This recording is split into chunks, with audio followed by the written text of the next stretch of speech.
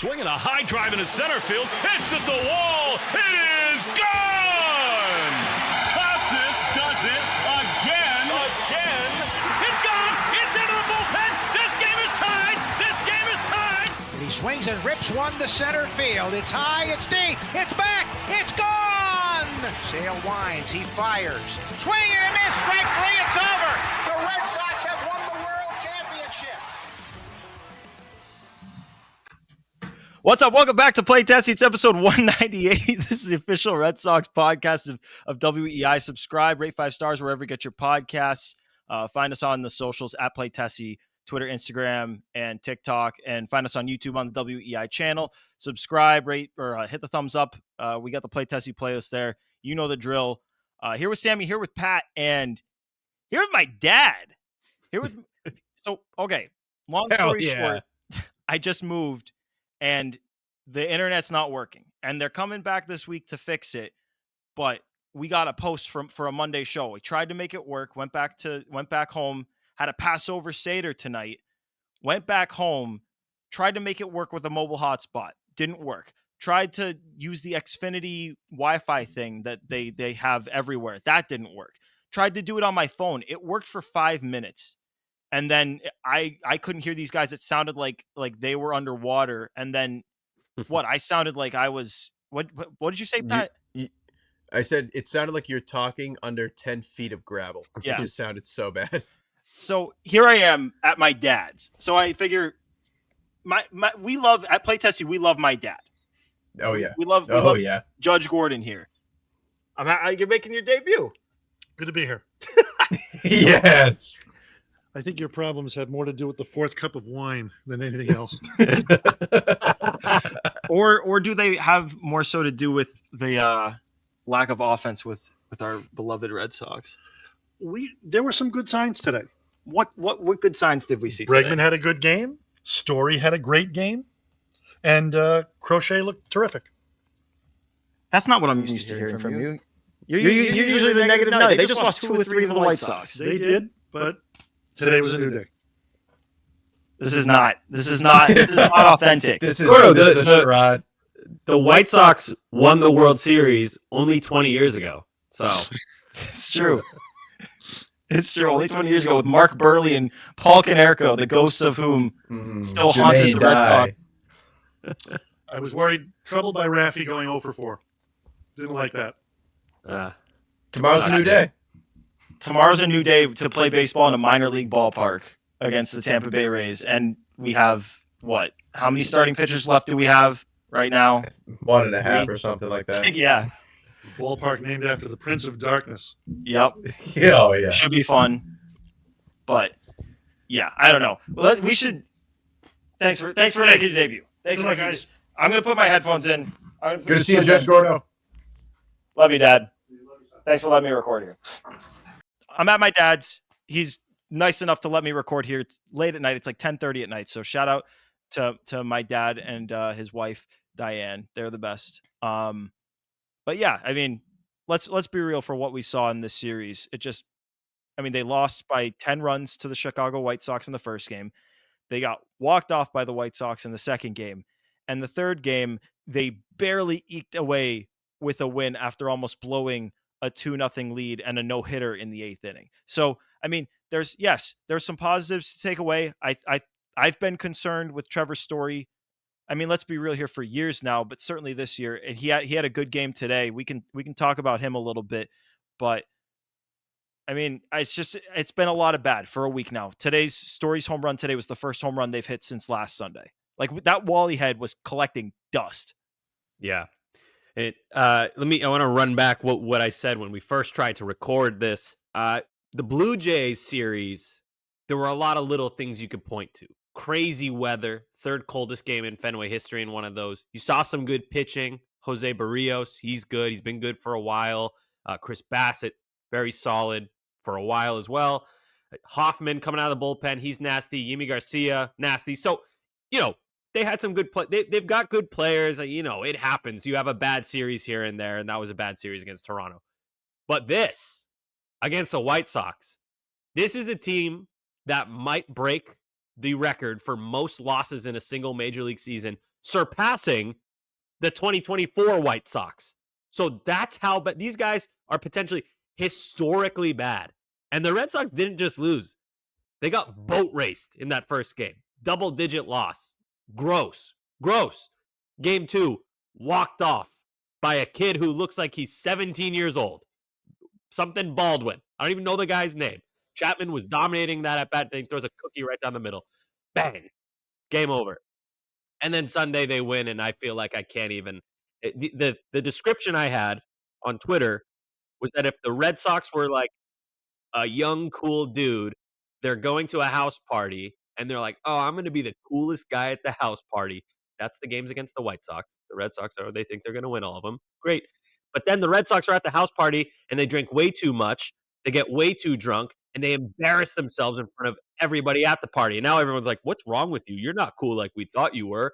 But then the Red Sox on the last day in the morning, they're like, oh, I got to clean up the house and make breakfast for everyone because I've done so many wrong things. I want to try to make amends. And that's basically what Crochet and Trevor Story did today. They tried to make Red Sox fans breakfast after being drunk and crazy the 2 nights before. But still, you don't want to, you're eating that breakfast and you're like, oh, man, you said some crazy things last night. I don't know if I can just forgive you for this. So that's kind of how I feel watching this Red Sox win as we record on Sunday. It's like, great, but still, I don't know. I'm not going to forget. Point blank, if they won today 35-0, I'd still be mad. Yep. Like, there's no excuse to lose a series to the Chicago White Sox. Realistically, a series you should have swept, bare minimum, won 2 out of 3. Outside, like, the starting pitching was pretty good outside of Newcomb. Bullpen was fine. Chapman had his first blown save. Even that didn't really concern me too much. Whitlock gave me a heart attack today as we record on Sunday. Got out of it clean. They obviously won. The offense was just beyond abysmal. And I mean, the guys who were throwing for the White Sox, if you told me, take them out of uniform, they all just look like high school history teachers. Like, there's not one guy I was like, oh, I know him. He's very good. With the most generic names you've ever heard, too. Yeah. Oh, yeah. Yeah, Bob Smith threw 7 shutout on Thursday. Yeah. Like, it's fucking crazy. And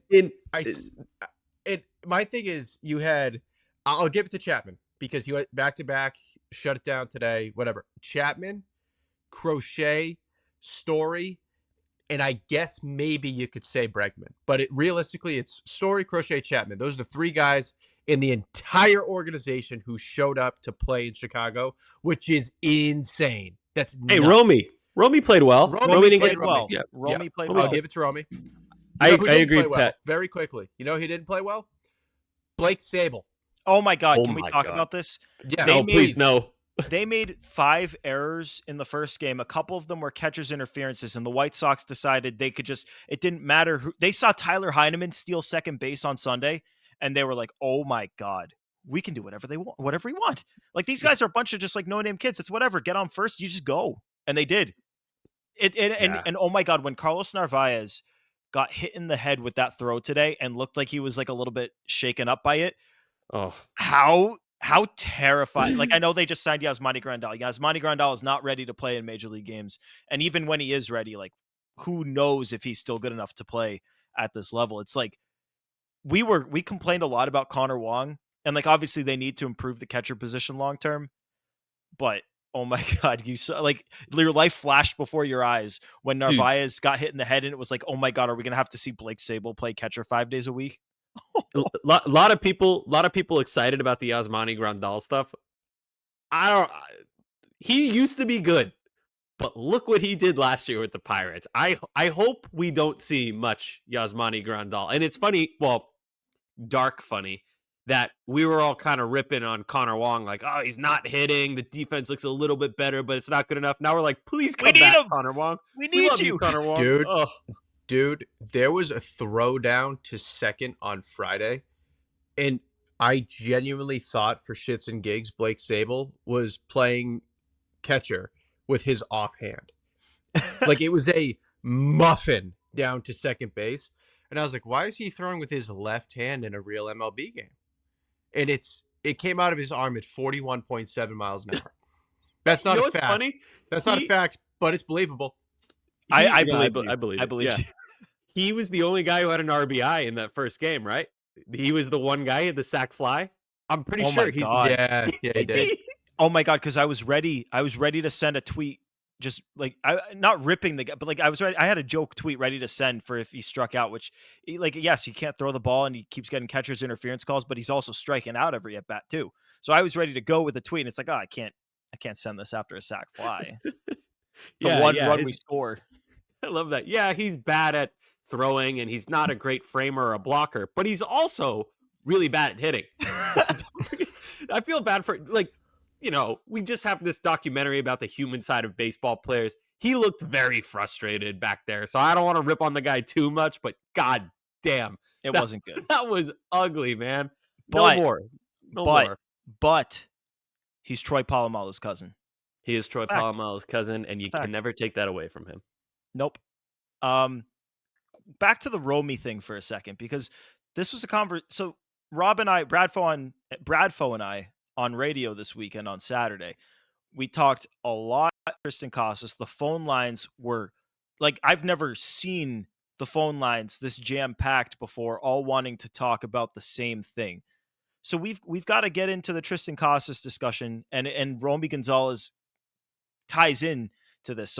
So Saturday, second game of the series, Casas sits against the lefty in favor of Romy Gonzalez playing first base. Romy was on base the first 3 times. I believe it was a walk, and a single. Yep. And played good defense too, which with him at first base has been up and down. Understandably, he's learning the position still. Casas on Sunday moved to the 6th spot, and Wilyer Abreu moved up to 4. So a lot of people are going to say, oh, you know, he's not playing well, and it's because of his antics. It's because he paints his nails and he sunbathes and whatever. Like, and that's why he's not playing well. I want to push all that shit out because it's stupid and it's nonsense. And by the way, I very much, like, still incredibly so believe that Triston Casas is going to have a really good year and several really good stretches for this team. And it's crazy because I said I agreed with them playing Romy over him against the lefty. I think when a guy is struggling, you give him favorable matchups until he finds it. And I it's not that I don't believe he can hit lefties. I just think get him against the most favorable matchups, and then once he starts hitting, then you bench other guys. But if Romy Gonzalez is going to play against lefties, which I think he should, he's really good against lefties. Go look at the splits from last year. Mid 800s OPS, like the guy can play. And he's athletic, he can run the bases. He's a good player. If you're going to play him, your only options to bench, assuming you're going to bench a lefty, would be Casas, Devers, Duran. That's it. And I think you could make the argument to sit Duran, and they did sit Duran in one of these games. I believe they sat him in favor of Ref Snyder and let Abreu face the lefty on Saturday. But to me, you go with the hot hand, and then if everyone's on a roll, then you have a rotation of guys and you use it to get off days. But right now, you're not benching Devers. He's played much better than Casas and Duran. To me, it's you play Abreu and you play Devers, and Duran sits more than he did last year, and Casas sits, and then once they get going, you reevaluate it. Yeah, I think the other thing on Casas is it's not like when Rafi was 0 for 21. He doesn't look lost at the plate. He's just not getting hits. One thing, because I was curious, because there's been probably 3 or 4 games that he's gone over, and he has like 2 or 3 legitimately hard hit balls. As of right now, this is updated as of today on Sunday night as we record. 86th percentile in launch angle, sweet spot, and bat speed. 70th percentile in barrel.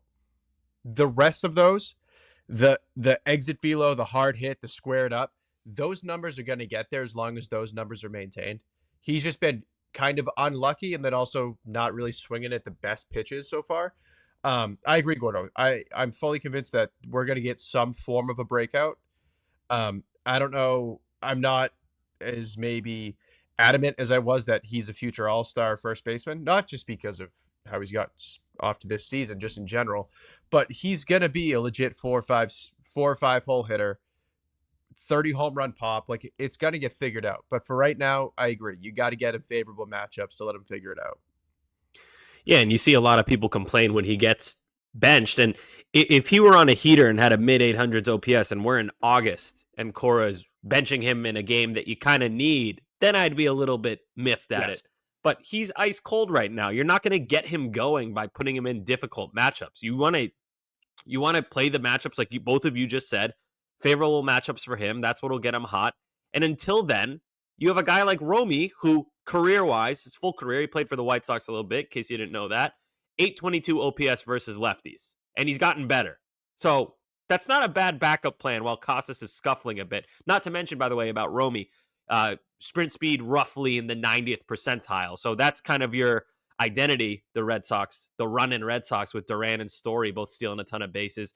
Add Romy into that. Cedon, too. Got to give him his credit. So I don't mind Cora early on going a little bit with the matchups. I think that the freaking out from people is so ridiculous. It's so like we got to act like we've been here before. I think Cora knows what he's doing with getting these guys going. He talks all the time about the importance of taking a day off, and people roll their eyes at that. I would defer to the major leaguer Alex Cora on stuff like that. That's something you can't quantify, and that's when you just say, look, this is the manager. He's being paid a lot. We got to put our trust in him. He's here. He's locked in. So, yeah, this is the long way of me saying, yes, Romy should play against lefties, but as we get later into the season, I think those opportunities will shrink a bit. Yeah, it's because Casas is going to get going. It's weird. Yep. Like the argument that I feel like the three of us are making right now, and we all kind of it feels like we're aligned with it, is that we don't mind that he's getting maybe sort of more off days than he otherwise would and has in the past when he's been cooking with it. But he's obviously struggling. He's in between with his swings, like you can see it. But also at the same time, we think he's going to be really good. So it's not like a get this guy the fuck out of town or anything like that. Like you see people who think that this guy sucks and like will reference that second half in 2023 where he had an OPS over 1,000 and was like a top 3 hitter in the American League. Like I reference that all the time, and people say, it's been almost 2 years and whatever. Like even last year, it didn't feel like Casas ever got it going. He still had a 121 OPS plus, 21% above league average as a hitter when he never even really had it going. So let's defer to the large data sample size here and understand that the guy who has been 20, 30, and at times way higher percent better than league average as a hitter and has hit lefties too. And his career's hit lefties better than righties. Although, I mean, let's be real, that probably doesn't continue. He's going to end up destroying right-handed pitching. But yeah, the larger set of data says that that's the guy that's going to emerge. You got to let him do his thing. I hope they're letting him be himself and go about it in the way that he wants to, because the worst thing you can do is to try to make him regimented and fit him to a plan that's not really, because he's going to go about things his own way. He's a unique guy, and you just kind of got to let him be him, and he's going to get his way out of it.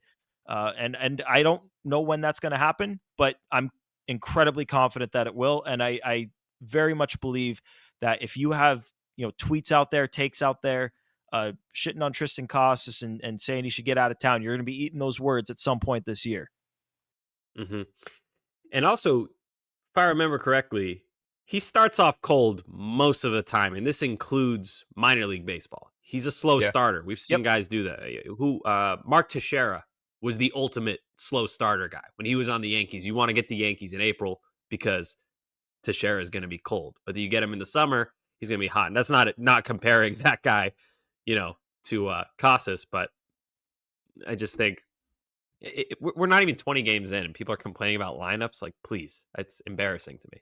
I'm not like, that's the kind of stuff you do late in the season when you know who is who, what you need, and you know where you are in the standings. It's not like I can't wrap my head around complaining about like, oh, Casas gets a night off in April in the freezing fucking cold against a lefty. Like, boo-hoo. Yeah, I think the other thing too is, especially when guys like Casas are trying to figure it out, and you have guys who like Story and Willier are hot, it makes sense to bump those guys up right now. It's early in the year. Guys take some time to get going. Casas hasn't gotten going. Rafaela has not gotten going, if he ever gets going. So when you have guys like Willier and Trevor who are hitting the leather off the ball, yeah, you hit them. You hit them 4. You hit them 5. You have Bregman and Devers who have been very good. You keep hitting them 2 and 3, and then Duran is the stereotypical, like the prototype of a leadoff guy, so he hits leadoff. Once Casas gets hitting, yeah, he'll probably bump him up to 4.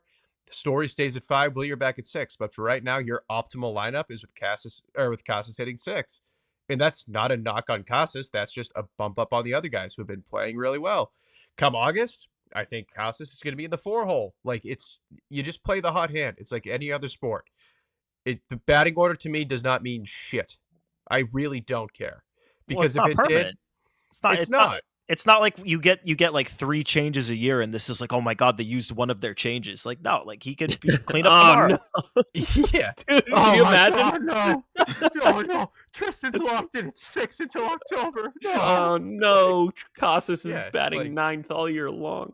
No, I just think that's, on social media especially, one of the most annoying trends is every time Cora puts any sort of substitute in the lineup, it's like the end of the world. It's April. It's April, dude. Oh my god. And Sammy, Crazy. I know they lost 2 out of 3, but it's the White Sox. You should be able to play all of your bench players and beat this team. You should be able to bench Devers, Bregman, Duran, Casas can all sit, and you should still win the game. They didn't do it even with those guys. Dude, if I see one person go, oh, if you played Duran or Casas in game 2, maybe you would have. I don't want to hear it. I'm so sick of hearing about that. That and Pete Fatsy as the problem for hitting coach. Those are the 2 things I'm like, dude, can we stop blaming the coaches for the players playing poorly? Like, it's Major League Baseball. It's not Babe Ruth. We have talked a lot about the offensive shortcomings. We have to talk about the defense being beyond horrendous. Pat, before we get to the defense, I want to ask you guys a question, because I think it's valid at this point. They just lost 2 out of 3 to the White Sox. Anything's on the table. I think any complaints, if like anyone you want to go after, whether it's the 3 of us or anyone, just a fan, it's all on the table. Scale of 1 to 10, how concerned are you about the offense? You lost 2 out of 3 of the White Sox. I think it's a valid question. Not nervous. No, the only thing I'm nervous about is they strike out too much, same as last year. But I think with a full season of Bregman, that'll kind of go down a little bit, even though right now they're trending poorly. He's replacing Yoshida. Like, Yoshida was an even better not strikeout guy than Bregman. It's like Yoshida barely played last year. He played more than half the games? Yeah. No, that was dramatic. But he missed like half the season. I just don't think that. No, give me a number. I don't 1 to 10. Give me the number. 1 to 10. How concerned are you? 2. Pat? I'm going 3. I think the strikeout numbers are concerning. I think there's definitely some guys who profile as big swing and miss guys. Duran, Story. Casas is tough because he strikes out a lot, but he walks a lot. But I mean, there's a lot of Rafaela. Like, there's a ton of swing and miss guys in there, and the clip that they're striking out at is not sustainable. Like, they cannot strike out at this clip right now and have a successful offense. They can't do it. At the same time, though, they're still roughly a 500 team, while Casas is not playing well. Rafi is just figuring it out. Like, they'll be fine, but the strikeouts do concern me. That's a legit thing. Yeah, I'm much more concerned with the pitching than I am the hitting. I think the hitting will figure itself out. It's the Red Sox. They always hit. I'm the pitching is. We don't have to discuss it now, but the pitching is what worries me. Last year they were very mid offensively. OPS plus, they were pretty average. I mean, to me, didn't they score the 10th most runs in the league? Yeah, but they play in a very favorable offensive park though. So like you gotta, if you adjust it to the ballpark. But yeah, they're top 10 offense by run production. To me, I teeter between 4 and 5 in terms of my concern, because with the lineup that's out there, with the players they have out there right now, I think there's a couple of guys at the back of that lineup that you really can't expect much of anything from. And it requires the guys at the top to be super consistent producers, and they just haven't been that. But longer term, as you go throughout the season, like I think those guys are going to produce. And I think that maybe someone in the bottom of that lineup is going to get replaced at some point with a guy who is crushing the ball in AAA. And I looked at the counting stats the other day, and I was like, oh shit, like Roman Anthony's not hitting the ball right now. And then you actually see that he's hitting the ball 100 miles an hour or harder pretty much every time he puts the ball in play. It's over 50% of the time. Like, he's dominating down there just based off of the batted ball profile. So it's like, yeah, for the next several weeks, like, yeah, I'm not expecting, like, they're going to need to show me something for me to regain confidence in the lineup. Longer term, I think it's going to be okay because I think Casas is going to hit. I think Devers and Bregman, Duran has been terrible. He's going to hit at least Can't more lift the than he is ball. now. Yeah, he's not So, lifting the ball at all. yeah, Um, and you add Roman Anthony into that, like, I feel better about it. So I'm uncomfortable going above a 5, but based off of what I'm seeing right now, like, it is concerning. It really is concerning, and it's beyond, to me, it's beyond the small sample size thing. I think if people want to go after these guys right now and say that they may not be as good offensively as you thought they were going to be, I think that's totally fair and on the table at this point. Yeah. I mean, I feel like we know who these guys are. I'm not. I still maintain. I think the offense is going to be fine. This is just a really bad stretch. This happened twice last year. Twice, I remember this offense just got ice cold, and that's the strikeouts. They can go ice cold just like that. You do have to be pushing the envelope a little bit more. I feel like they could even more try to run a little bit. They've already been running a lot, which I love, but I feel like they could do it a little bit more when they're this ice cold. And I can't believe I'm saying this. There are a few opportunities in the White Sox series where my brain